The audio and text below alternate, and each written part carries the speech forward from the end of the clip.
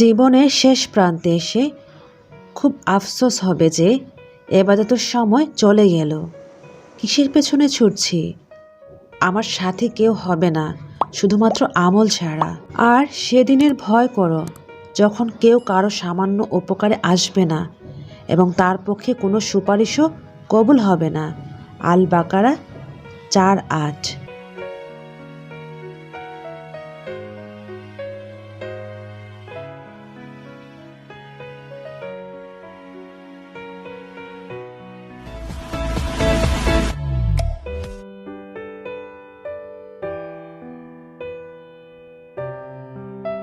আসসালামু আলাইকুম। ঢাকা থেকে আমি ঐশী বলছি।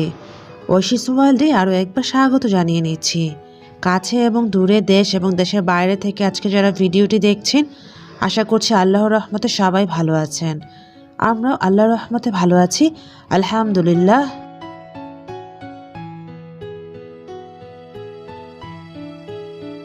বাবার নাস্তা রেডি করা হচ্ছে। আজকে আদনান অফিসে চলে গেছে, ও ডায়েট করছে, নাস্তা বানানোর কোনো ঝামেলা ছিল না এবং আমিও সিক, যার কারণে আমি বিছানাতেই ছিলাম। তো একটু উঠেছি, বাবাকে নাস্তাটা দিয়েই আমি আবার শুয়ে পড়েছিলাম, যেহেতু আমার উঠতে গেলেই কাশি হচ্ছিল। তো দেখা গিয়েছে সারাক্ষণ শুয়ে থাকতে হয়েছে। তো যেহেতু শৈত্যপ্রবাহ চলছে, ব্ল্যাঙ্কেটের ভেতর সবাই থাকছি সকাল থেকে 11টা পর্যন্ত। তো আদনান আগের দিন রাতে এই ব্রেডটা নিয়ে এসেছিল, আর আমি যেহেতু অ্যান্টিবায়োটিক খাওয়া শুরু করেছি আর সেটা এখন খাবো, মানে কাল রাত থেকেই অ্যান্টিবায়োটিকটা শুরু হয়েছে আর লিভারস্টারটা শুরু হয়েছে। তো এটা আমি অলরেডি একটা রাতে খেয়েছি, সকালে এখন খাবো, যার কারণে আমি ব্রেডটা নিয়েছি। বেসিকলি শরীর খারাপ থাকার কারণে দেখা গিয়েছে আমি খেতে পারছিলাম না যে নাস্তা কিছু খাবো, যার কারণে ব্রেড খেয়েই আমি এই ওষুধগুলো কন্টিনিউ করে যাব। তো দেখা যাক এগুলো খাওয়ার পর কি হয়, সেটিও শেয়ার করব পরের পর্বেই, মানে পরের দিনের যে ব্লগ হবে সেখানে রিভিউটা দিয়ে নিব। তো আর এটা সাজেস্ট করেছে হচ্ছে আদনানের ফ্রেন্ড সাইফুল বলল যে এই অ্যান্টিবায়োটিকটা খাওয়ার জন্য। তো এটা খাওয়ার পর কিছুক্ষণ পর উঠেছি, উঠে আমি চা খাচ্ছিলাম। ড্রয়িং রুমে এসেছি, সারাক্ষণ শুয়ে থাকতেও ভালো লাগছিল না। চা খেয়েই আমি দেখছিলাম আমার খারাপ লাগছে। তো এর মধ্যে জোহরের সালাত আদায় করে নিয়েছিলাম, আর আগের দিন যে মা ওল্ড টাউন থেকে এরকম মানে খাসির সব কিছু নিয়ে এসেছিল, এখানে হচ্ছে ফেফসা আর কলিজা ছোট ছোট আলু দিয়ে ভুনা করে নিচ্ছে। তো আমি যেটি করে নিয়েছি, আজকে সকালে যে ওষুধটা খেয়েছি, সকালের ওষুধটা কিন্তু অ্যান্টিবায়োটিক ছিল না, লিভোস্টারটা খেয়েছিলাম। তো খাওয়ার পর আমার শরীর খুবই কাঁপাকাঁপি করছিল এবং আমি কথাও বলতে পারছিলাম না, মনে হচ্ছিল কাঁপছে, যার কারণে আমি এটা সকালে খাওয়ার পর দুপুর আর খাবো না এই প্ল্যানই করে।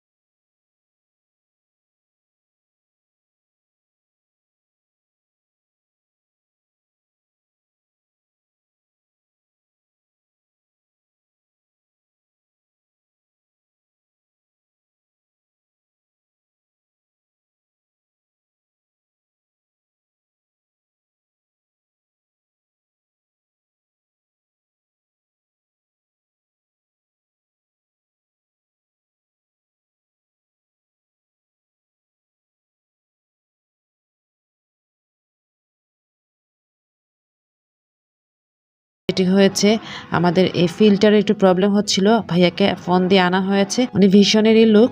তো উনি এসে আমাদের ফিল্টারটা চেক করে নিচ্ছিল যে ছোটো ছোটো করে পানি পড়ছিল নিচ থেকে। তো কেন পানি পড়ছে ওটা দেখে নিয়ে উনি এটা কাজটা করে দিচ্ছে।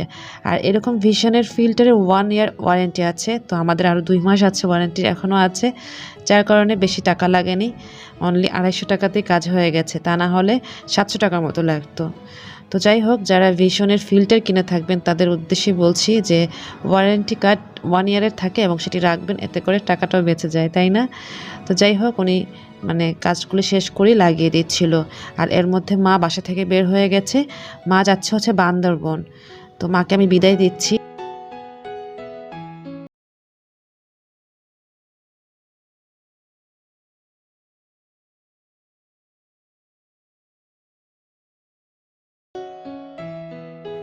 যাই হোক, মা ঘুরতে যাচ্ছে, এটা ভালো লাগছে। এরকম সবারই উচিত ফ্রেন্ড সার্কেল বা গ্রুপের সাথে একটু ঘুরে আসা বা হ্যাং আউট করা, এতে মনটাও ভালো থাকে। যদিও এখন শৈত্যপ্রবাহ বা উইন্টার, তো তারপরও মনে হচ্ছিল যে মা যদি সাহস পায় তো কিছু করার নেই, আমি সাপোর্ট দিয়েছি যাওয়ার জন্য। তো যাই হোক, দোয়া করবেন যাতে সুস্থ মতোই ফেরত আসতে পারে। তো যে ফিল্টারটা লাগিয়েছে তার নিচে এই গাছটা ছাদ থেকে এনে এখানে রেখেছে। আর এই পটটা হচ্ছে একটা গ্লাসের সাইড দিয়ে একটু ফেটে না ভেঙে গিয়েছে। তো মা এখানে গাছটা লাগিয়েছে, আমি জানি না এটা পাতাবাহার মেবি। তো এটা দেখতেও ভালো লাগছিল। তো উপরে মনে হচ্ছিল একটু ময়লা ময়লা, আমি একটু ক্লিন করে নিচ্ছি, যেহেতু এই সাইডটা ক্লিন করা হয়েছে। ভাইয়াটা ক্লিন করে দিয়ে গেছে আর আমিও গাছটাকে একটু ধুয়ে নিয়েছি, মানে পাতাবাহারটাকে একটু ধুয়ে নিয়ে পানি দিয়ে আবার সাইডে রেখে দিচ্ছি। জিনিসটা খারাপ হয়নি, ভালোই লেগেছে। তো দেখতেই পাচ্ছেন এই জায়গাটা একটু জাস্ট ভেঙে গিয়েছে, আর কিছুই না। তাছাড়া গ্লাসটাও কিন্তু খুব সুন্দর, যার কারণে এরকম ফেলে দেয়নি। তো আমরা এরকম ভাঙা গ্লাস থাকলে এরকম করে কাজে লাগিয়ে নিতে পারি, তাই না? তো জায়গাটা আজকে একটু পরিপূর্ণতা পাচ্ছিল, মনে হচ্ছিল, যেহেতু একটু ক্লিন করা হয়ে।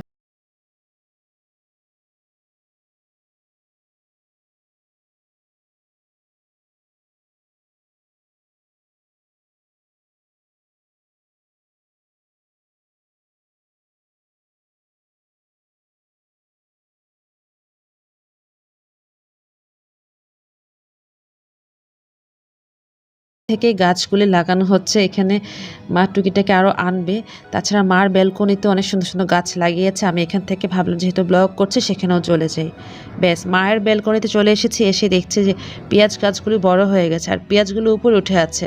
আমার কাছে মনে হচ্ছিল পেঁয়াজগুলো একদম ডিপ হয়ে থাকলে ভালো লাগতো, বা গাছগুলো আরও সুন্দর হতো। মরিচ গাছ আর কি গাছ যেন মা এখানে লাগিয়েছে, বিচি ফেলেছে।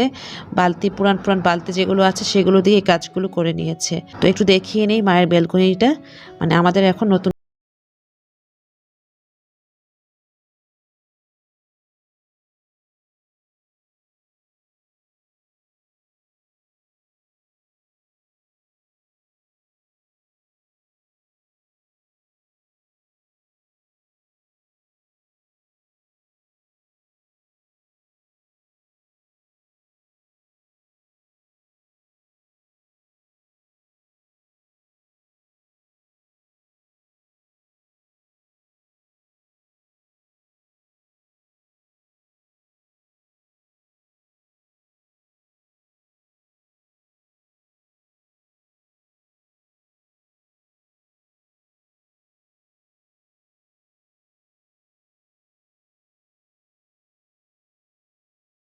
ছিলাম, ও একটা খাচ্ছে, আমি একটা খাচ্ছি। বললাম তোমার গাল কত বড় হয়েছে, বা তোমারটা কি কালার হয়েছে, তোমার জিহ্বাটা কি কালার হয়েছে।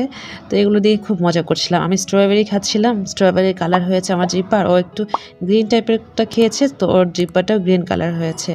তো নোরার সাথে ওর মেঝো বোন রিসা এসেছিল, ওকে আর দেখায়নি, ও পছন্দ করে না। তো আমরা যেটা করেছি, পেয়ারা কেটে নিয়েছি, মানে পেয়ারা মাখা খেয়েছি। তার কিছুক্ষণের মধ্যে ভাবি উপর থেকে ভেজিটেবলস পাঠিয়েছে। আর এটা দেখে মনে হচ্ছিল মা থাকলে তো গরম গরম অর্ধেকই খেয়ে ফেলতো, কারণ ভেজিটেবলস টাইপের খাবার মার খুবই পছন্দ।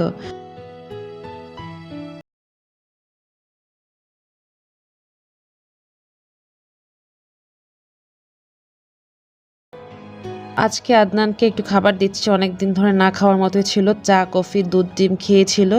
একটু নাগেটস ভেজে নিয়েছি আর মুড়ি ভর্তা করে দিচ্ছি। কলিজা ভুনা দিয়ে আর টমেটো, পেঁয়াজ, কাঁচামরিচ দিয়ে একটা আলু দিয়েছি। যেহেতু অনেকদিন পর খাচ্ছে, তারপরও ডায়েটের মধ্যে আছে, কিন্তু বেসিকলি ও 10 কেজির মতো কমে গিয়েছে এই 10 দিনে। তো প্রত্যেক দিন দেখা গিয়েছে 1 কেজি বা তার চেয়ে একটু কমে যাচ্ছে। এটা কিন্তু খুব ভালো লাগছে, মাশাআল্লাহ। দোয়া করবে যাতে আরও কমিয়ে নিয়ে আসতে পারি। অনেক হাংরি ছিল, সারাদিন কিছুই খাইনি, যার কারণে মুড়ি ভর্তা বানিয়ে দিচ্ছি, জাস্ট অল্প, একটু বেশি দিব না। আর এর মধ্যে থেকে বাবাকে একটু দিচ্ছি। দেখা গিয়েছে মা যদি না থাকে, বাবাকে আমি প্রায় একটু পরপর খাওয়া দিতে থাকি, যাতে করে বাবা মানে ভুলে থাকতে পারে মাকে। মানে চা, কফি যেটাই বলুন সব কিছু কিছুক্ষণের মধ্যেই দিতে থাকি। তো যেহেতু আজকে 9টার মধ্যে মুড়ি ভর্তা বানিয়েছে, আদনানও খেয়েছে, বাবাকেও দিয়েছি, ডিনার আর করা হয়নি।